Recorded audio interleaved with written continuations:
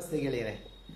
ಭಾಳ ಮುಖ್ಯವಾಗಿ ನಮ್ಮ ಜೀವನದಲ್ಲಿ ಯಾವುದೋ ಒಂದು ಕಹಿ ಅನುಭವ ಇರ್ಬೋದು, ಅಥವಾ ಬಡತನ ಇರ್ಬೋದು, ಯಾವುದೇ ಒಂದು ಅಪಘಾತ ಆಗಿರ್ಬೋದು, ಅಥವಾ ನಮ್ಮಲ್ಲಿ ಆತ್ಮಸ್ಥೈರ್ಯದ ಕೊರತೆ ಉಂಟಾಗಿ ಪ್ರತಿಯೊಂದಕ್ಕೂ ಬೇರೆಯವ್ರನ್ನ ಕೇಳುವ, ಅವರ ಮಾತನ್ನು ಅವಲಂಬಿಸುವ ಒಂದು ರೂಢಿ ಬಂದಿರ್ಬೋದು.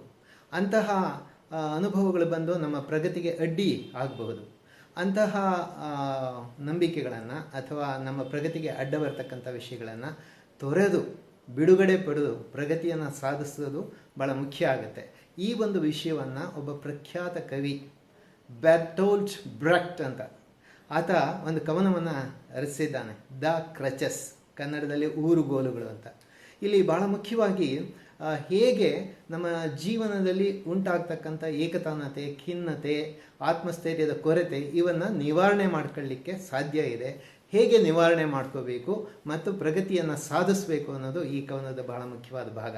ಬೆರ್ಟೋಲ್ಟ್ ಬ್ರೆಕ್ಟ್ ರವರು ಜರ್ಮನ್ ಪ್ರಜೆ ಮತ್ತು ಆತ ಕವಿಯೂ ಹೌದು, ನಾಟಕಕಾರನೂ ಹೌದು, ನಿರ್ದೇಶಕನೂ ಹೌದು.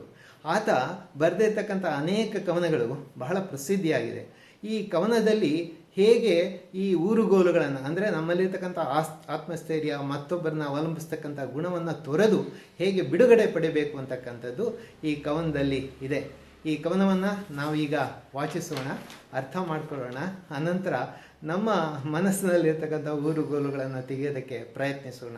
ಸ್ನೇಹಿತರೆ, ಶೀರ್ಷಿಕೆ ಊರುಗೋಲುಗಳು, ದ ಕ್ರಚಸ್. 7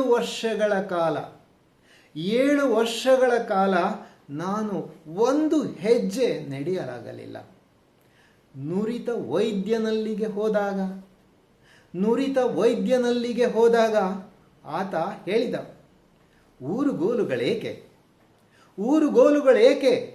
ನಾನು ಹೇಳಿದೆ, ನಾನು ಕುಂಟ. ಆತ ಹೇಳಿದ, ಅದರಲ್ಲಿ ಏನೂ ಆಶ್ಚರ್ಯವಿಲ್ಲ. ನೀನು ಕುಂಟನಾಗಲು ಕಾರಣ ಈ ಊರುಗೋಲುಗಳೇ. ಆತ್ಮವಿಶ್ವಾಸದಿಂದ ಮತ್ತೊಮ್ಮೆ ನಡೆಯಲು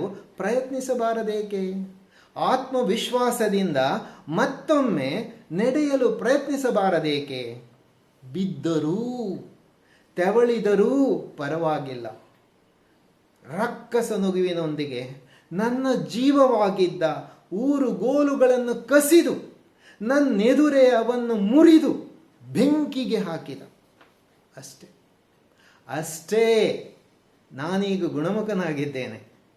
ಊರುಗೋಲುಗಳಿಲ್ಲದೆ ನಡೆಯುತ್ತಿದ್ದೇನೆ. ಆ ನಗುವೇ ನನ್ನನ್ನು ಗುಣಪಡಿಸಿತು.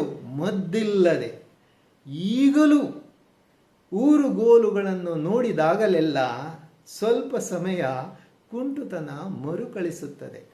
ನೋಡಿ, ಎಂತಹ ಅದ್ಭುತವಾದ ಕವನ. ಇದರಲ್ಲಿ ಕಾವ್ಯಾತ್ಮಕವಾಗಿದೆ, ವಿಸ್ಮಯದಿಂದ ಕೂಡಿದೆ, ಉಪಮೆಗಳಿಂದ ಕೂಡಿದೆ. ಈ ಪದ್ಯದಲ್ಲಿ ಬಹಳ ಮುಖ್ಯವಾಗಿ ನಮ್ಮ ಜೀವನದಲ್ಲಿ ಆತ್ಮಸ್ಥೈರ್ಯವನ್ನು ಕುಂದಿಸುವ, ಮತ್ತೊಬ್ಬರ ಬಗ್ಗೆ, ಮತ್ತೊಂದು ವಿಷಯದ ಬಗ್ಗೆ ಸದಾ ಅವಲಂಬಿಸ್ತಕ್ಕಂಥ ಒಂದು ಗುಣ ಏನಿದೆ, ಆ ಊರುಗೋಲುಗಳೇನಿದೆ, ಅವನ್ನು ತೆಗೆದುಹಾಕಬೇಕಾದ್ರೆ ನಮ್ಮ ಜೀವನದಲ್ಲಿ ಒಬ್ಬ ಗುರು, ಒಬ್ಬ ಶಿಕ್ಷಕ, ಪೋಷಕ ಅಥವಾ ಗೆಳೆಯ, ಅಥವಾ ನಮ್ಮ ಓದಿನಿಂದಲೇ ಸಿಗತಕ್ಕಂಥ ಗುರುವಿನ ವೈದ್ಯರಿಂದ ಆ ಊರುಗೋಲುಗಳನ್ನು ತೆಗೆದು ಬೆಂಕಿಗೆ ಹಾಕಿ ಪ್ರಗತಿಯನ್ನು ಸಾಧಿಸಲಿಕ್ಕೆ ಸಾಧ್ಯ ಇದೆ ಅಂತಕ್ಕಂಥ ಒಂದು ವಿಷಯ ನಮ್ಮೆಲ್ಲರಿಗೂ ಪ್ರೇರಣೆಯ ಚಿಲುಮೆಯಾಗಲಿ. ನಮ್ಮ ಜೀವನದಲ್ಲೂ ಅನೇಕ ಸಾರಿ ಇಂಥ ಊರುಗೋಲುಗಳು ಬಂದಿರ್ತವೆ, ಮನಸ್ಸಿನಲ್ಲಿ ಕೂತಿರ್ತವೆ.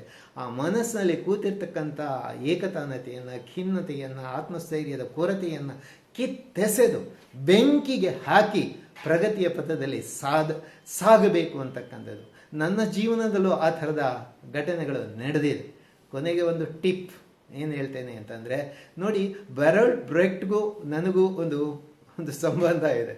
ವಾರ್ಡ್ ನಂಬರ್ 6 ಅಂತಕ್ಕಂಥ ಒಂದು ಪುಟ್ಟ ಆತನ ಕಥನವನ್ನು ನಾಟಕವನ್ನಾಗಿ ಕನ್ನಡದಲ್ಲಿ ಸಿದ್ಧಪಡಿಸಿ ತುಮಕೂರಿನ ಸಮುದಾಯದ ಕಾರ್ಯದರ್ಶಿ ಆಗಿದ್ದಂಥ ಸಂದರ್ಭದಲ್ಲಿ ನಟ ಲೋಹಿತಾಶ್ವನನ್ನು ಒಳಗೊಂಡು ಅದ್ಭುತವಾದ ಒಂದು ನಾಟಕ, ಬೆರ್ಟೋಲ್ಟ್ ಬ್ರೆಕ್ಟ್ನ ನಾಟಕ ವಾರ್ಡ್ ನಂಬರ್ 6 ಅನ್ನು ಕನ್ನಡದಲ್ಲಿ ಕತ್ತಲೆ ದಾರಿ ದೂರ ಅಂತ ಒಂದು ನಾಟಕವನ್ನು ಸಿದ್ಧಪಡಿಸಿದ್ವಿ.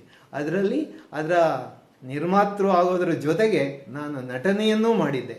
ಈ ನಾಟಕ ಯಶಸ್ವಿಯಾಗಿ ಬೆಂಗಳೂರು, ಮಂಗಳೂರು, ಹಾಸನ ಮುಂತಾದ ನಗರಗಳಲ್ಲಿ ಉತ್ತಮವಾದ ಪ್ರದರ್ಶನವನ್ನು ನೀಡಿತ್ತು ಮತ್ತು ಅನೇಕರಿಗೆ ಪ್ರೇರಣೆಯನ್ನು ನೀಡಿತು. ಆ ಪ್ರೇರಣೆಯ ಒಂದು ಭಾಗವಾಗಿ ನಾನು ಇಲ್ಲಿದ್ದೇನೆ. ಇಂತಹ ಅನೇಕ ಪದ್ಯಗಳನ್ನು ತಮ್ಮ ಮುಂದೆ ವಾಚಿಸ್ತೇನೆ.